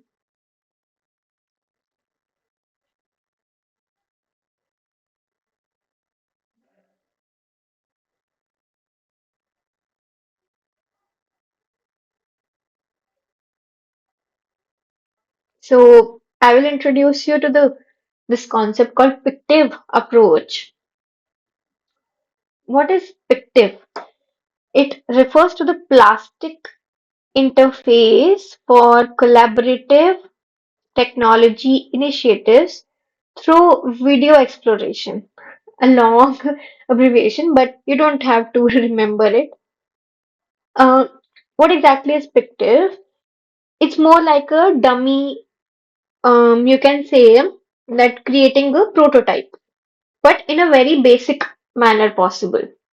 So, uh, this is a paper mock-up technique created using simple office supplies, which are like plastic icons, pens, paper, post-it, like sticky notes you can use, normal, these kind of things are used. Now, what exactly is done? The developer uses these supplies to symbolize components of the project, correct? And including drop-down menus, menu bars, special icons, and then permits technical and non-technical users to take part in the development process and help user get an idea how the system will look and the act is finished. And then you also record the participants which are who are interacting with the components. So if you look at this picture, we have these stationary items with us, and these are the generally the things required for the pictive approach. However, like you also, there are people somehow interacting with the design, and they are being filmed here. They are being filmed here. This is recording them. These are people who are working on this project. So these are the stationary supplies. That is what this diagram represents. Now we will get a more, better idea in the next picture. Now see, suppose I want to design an app for which is similar to Netflix, okay, which is a film content watching something streaming app. Now I name it Cinemax. Now uh, I want to like people to tell that okay, if you look closely, this is a sheet of paper placed on a black sheet of paper because that is a mock-up. This is how the actual app would look on a phone. This is just mimicking a tablet or a phone. Now, this when you open the app, the first thing will be this. There will be a logo here. Then there will be three buttons, and these three buttons are also like paper cuttings. So you are just placing them on the blank screen. So you kind of make your own. This is a mock-up of the home screen. So next, if you click on the sign in page, the person is trying to like click on the page, the sign in button, sorry. So the next thing should be this screen will be opened. So they have used this, printed these things out, and they are just placing it in such a way that the placing in such a way that they are this is how the screen would look after you sign up. Now there will be a search button here. Then this is a home button. This is a movie, or it's not very clear. This is shop, add to cart, something, right? So you can buy, purchase all rights, whatever. Then you click on a particular movie. Suppose I click on this yellow one. Then the if you click on one movie, then it will show something. There will be a back button.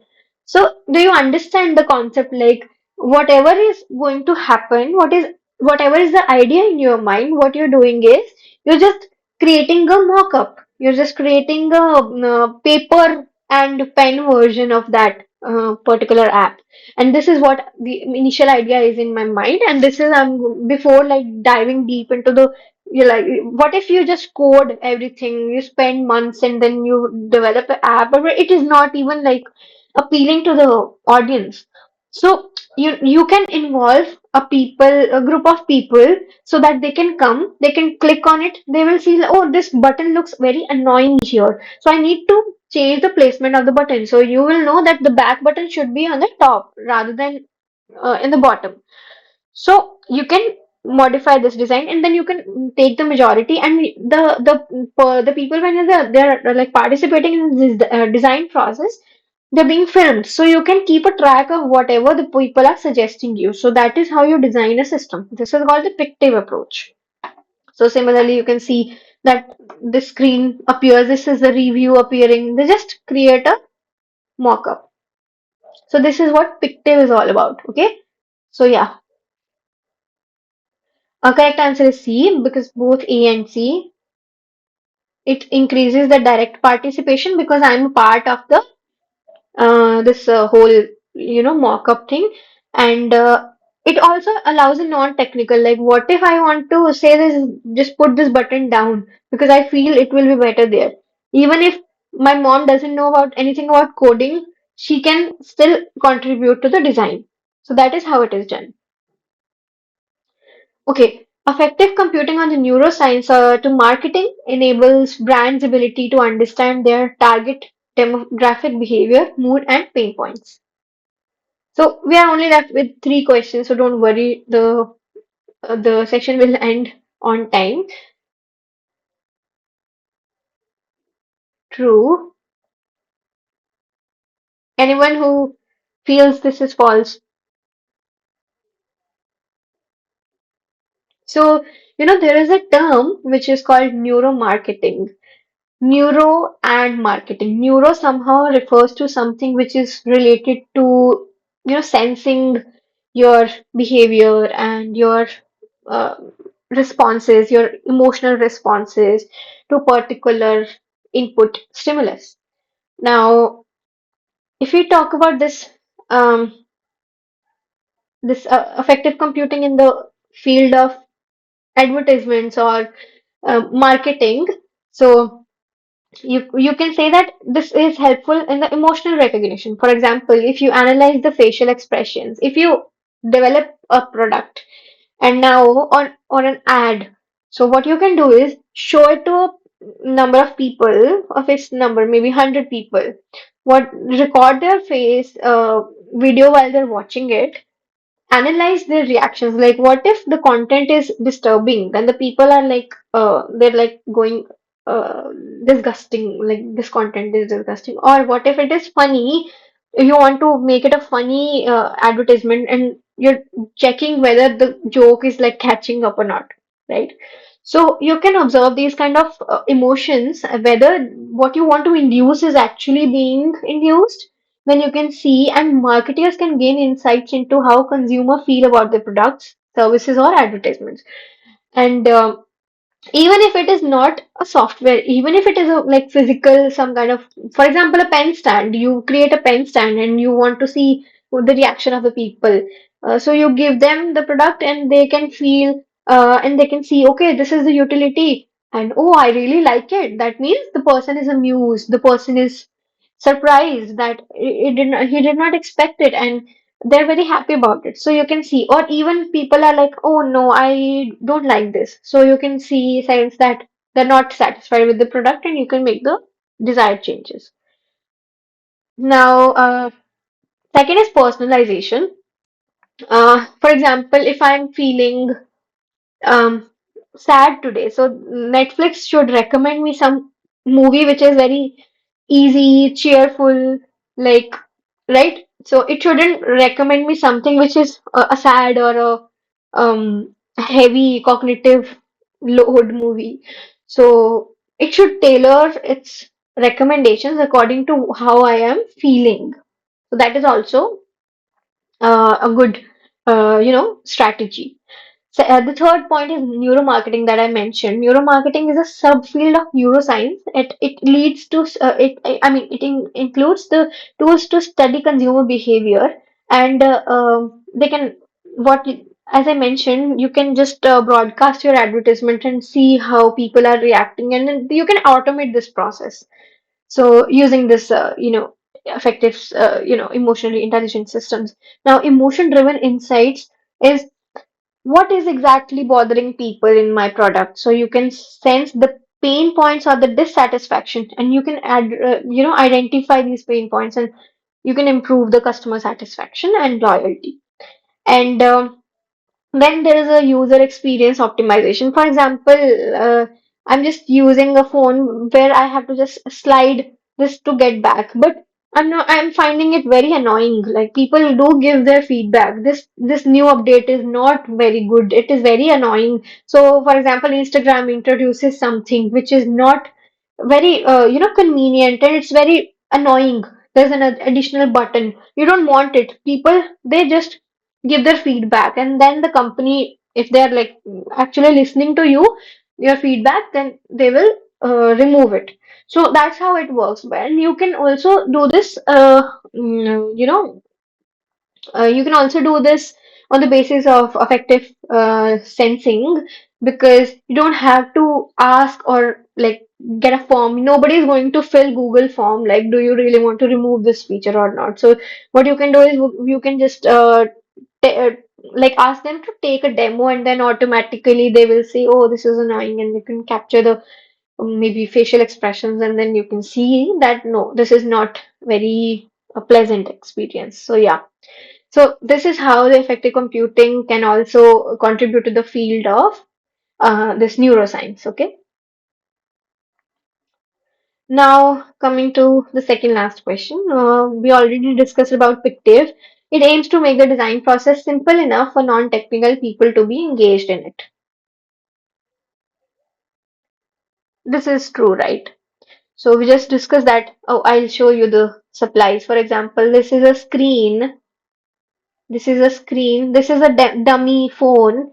This is, I mean, you can just use a phone cover here and just put the a drawing inside it. So what if this is the home screen, and then when you add it to your calendar, this is the home button, news button, keypad, alarms, everything.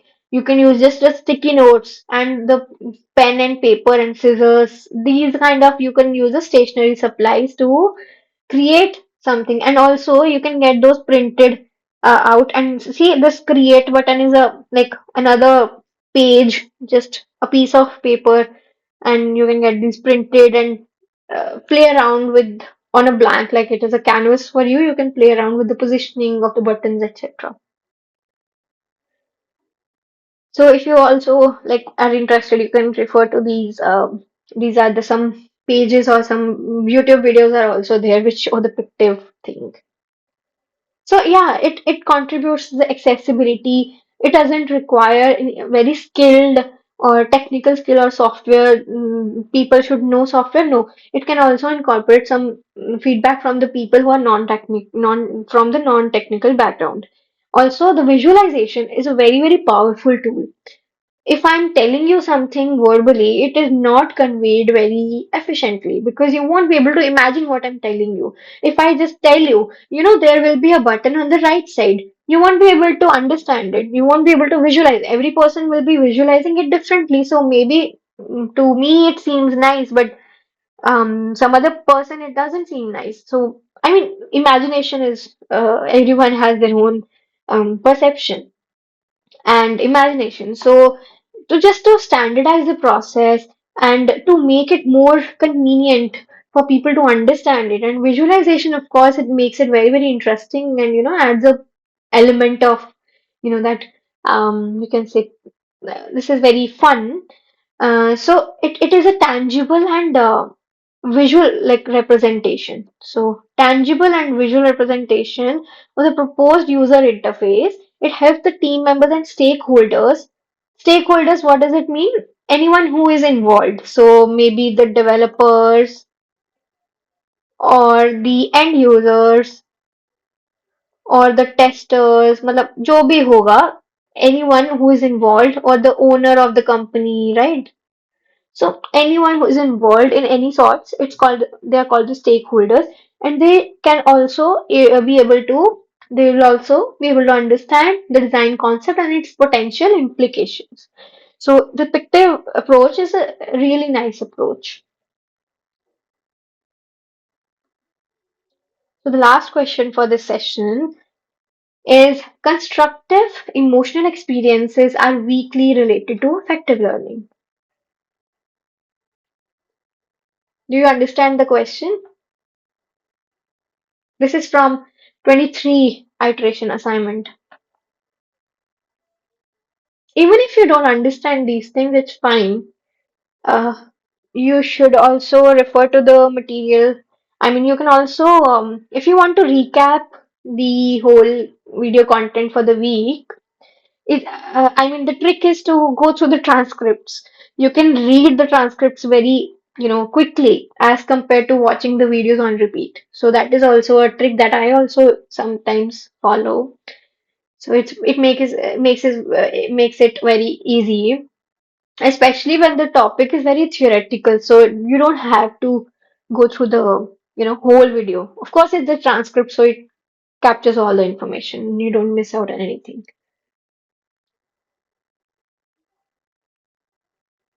Okay. So, okay, people are saying what? False. Is anybody? Okay, Anshul is saying true. Let's see. Emotions and learning, how are they connected? Um, so constructive emotional experiences generally refer to the emotional experiences that contribute positively to an individual's growth, well-being, and learning. Now, they are characterized by emotions such as curiosity, engagement, joy, and a sense of accomplishment. Okay, something which is positive and motivating you to learn something or somehow giving you a positive energy, right? So these are the emotions which are more closely associated with learning. So what usually happens is that as I discussed this term cognitive load, which means burden on your in layman language, how much burdened you feel while studying something. I'm not interested in maybe social sciences, so whenever I'm reading about history, I'm not interested. So I might feel like, why am I studying this? I am not interested. I would feel burdened. Oh, I have to cram all this. So it will be very heavy for me. But what if it is a subject that I like? What if I like English and I want to study more about it? So the load will be very less relatively, right? So, these experiences, when this happen, they're linked to reduction in the cognitive load, reduced stress levels, higher retention. Retention means you learn, whatever you learn, how long do you remember that for? An increase in motivation. Now, it also boosts your creativity. When you're actually interested in something, it actually boosts your creativity. You get new ideas. You want to think creatively, right? So you feel whenever we feel safe, supported, and content, we are more likely to be more productive and we want to share our ideas also. Also increases focus. When you are, happy, you're not having any kind of stress, you can focus on your work very, in a much better way than if you are stressed because it takes away all your energy and all. So cognitive load is very less when you're relaxed. So you're able to focus on your work more. So we're not distracted by fears and worries. So the correct answer is false. Because they are not like weakly related, they're actually very strongly related. Okay? Okay, with this question, we reach the end of the session.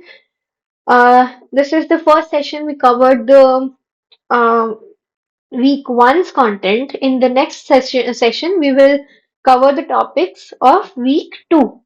Now, same pattern will continue for all the sessions.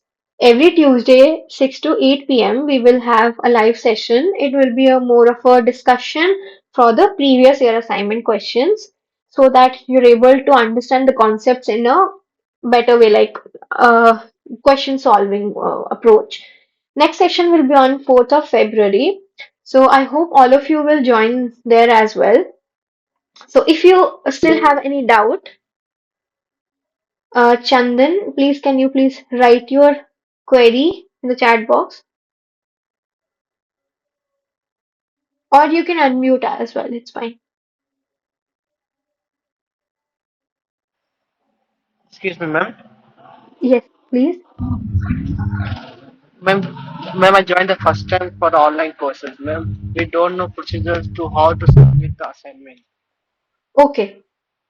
So it's whenever you go through the whole content, the week's content is available on the page. It will be there, right? So week one content is available right now, and after you watch all the videos, you can attempt the assignment. This is I think ungraded assignment. This is for your practice only. So this is taken from the ungraded assignments, right?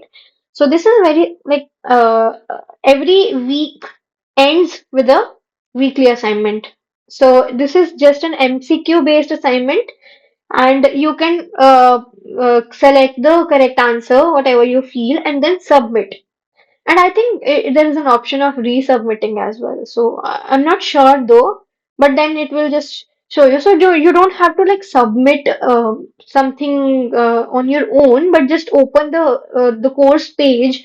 Then you will see in the this table of contents. You might see some week one. Open the week one contents. You will be able to find the assignment one. So you attempt that. Okay, these slides, no, no, these slides are not available on the course page. These slides will be available in a Google Drive folder that will be shared with you all. Because this is slightly different than the course. I mean, we are solving questions, so these are not directly available on the course page. And this will be the video will be available on my personal like YouTube channel. We have to upload it on personal YouTube channel. It's not like, but the links will be shared with you all. They are public, and the folders are also public, so anybody can download, anybody can access those the content. So Chandan, is your query answered? I mean, are you able to locate the assignments now if you are looking for it currently? But still time is there, ma'am. Sorry, I did not catch you. But still time is there, ma'am, for me. I'm sorry, I Still the time is couldn't. there. Still the time is there, ma'am. Yes, My submission, ma'am, my assignment submission is on 5th, ma'am. on 5th. Yes, ma'am. Okay, so that you can see, I think they will give you enough time for that. So since this is just the first week, you will get an idea of how to submit the assignments, and then it will be fine. If you still have any doubts, in the next session, I will I'll have to log in to access the content, so I'm unable to log in right now. Otherwise, I could show you right now. But in the next session, if you join, then I would be able to help you with the assignment location as well. Thank you, ma'am. Okay, you're welcome. So, does anyone else have any doubt? They can either write it down in the chat box, or they can unmute themselves and ask. Please raise a hand before unmuting. So I'm assuming that nobody has any questions. So we should end the session. You're welcome, Shikha, and thank you everyone for joining. I hope these sessions will be useful for you. And since we discussed the concepts, each and every question in detail, some content is repetitive, I understand, but since we aim to, there are beginners with us, and we want to cater to all kind of students. So definitely we will be following the same pattern, and we will go slightly slow. And if you still don't understand, you are free to ask. Please feel free to ask questions. So yeah, so let's end this session right now, and I